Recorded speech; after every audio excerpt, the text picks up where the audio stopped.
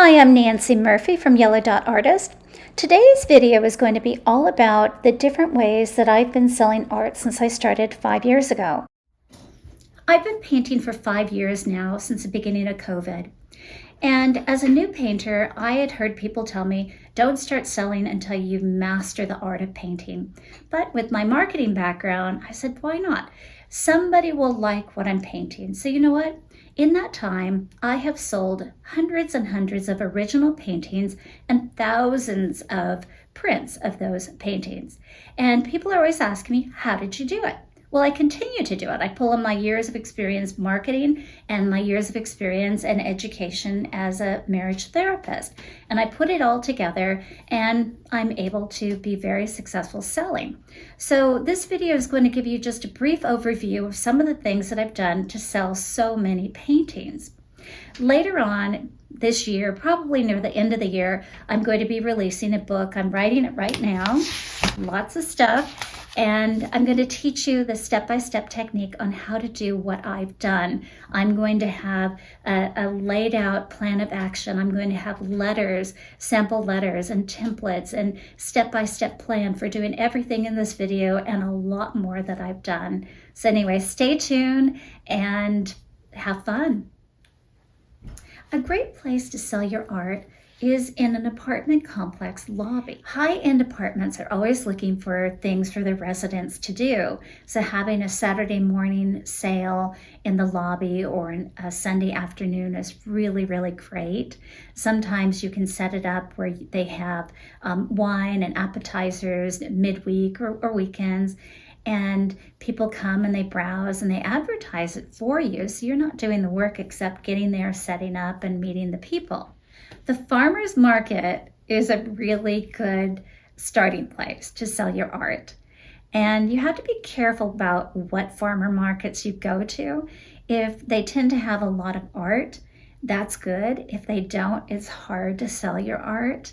But it's a good place and it allows you to talk to people and learn about what they want, what size art they want, if they want big art, they want small art, really depends. So you want to cater to your group of people where you are selling it to be more successful. A really fun approach I've done is I've contacted people who are famous on social media and I've painted their cats, I've painted their dogs, I've painted their homes, I've painted different things. And one I did was Topo Chico, and I tagged them. It was in a social media post, and I was shocked that they actually put it on their website. I sold hundreds of prints of that Topo Chico. So the good thing is they're so thrilled to get it, and they love to share it with their population, so it expands your circle of selling to whatever theirs is. It's really a lot of fun. It's really exciting.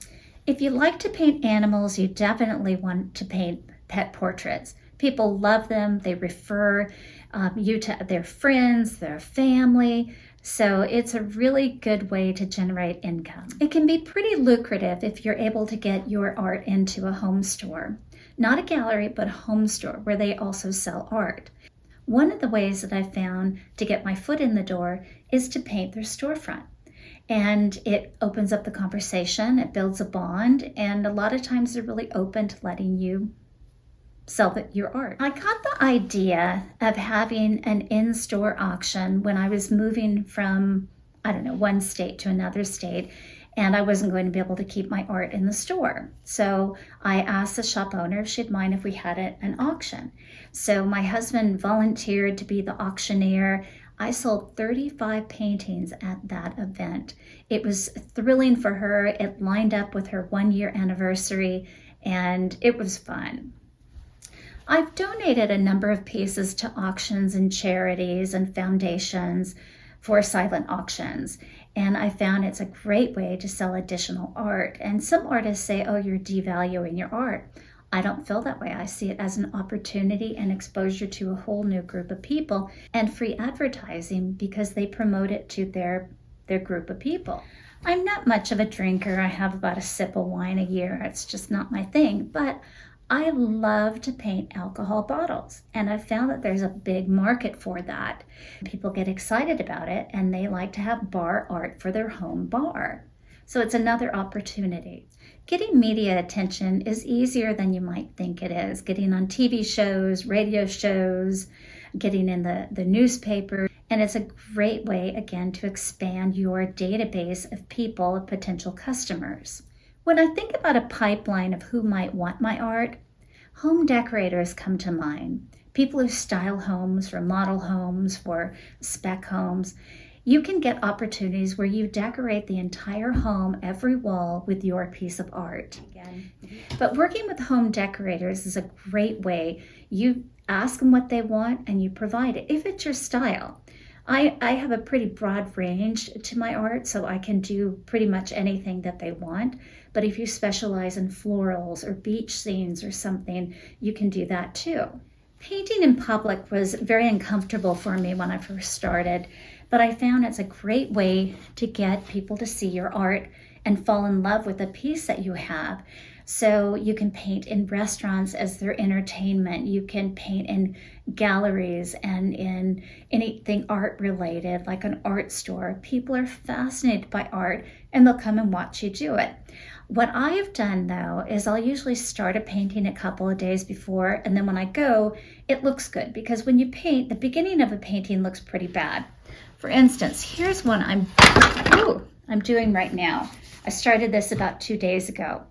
And it's a collection of bottles that some man found on the street when he was out on walks, and he titled it Alcohol in the Neighborhood.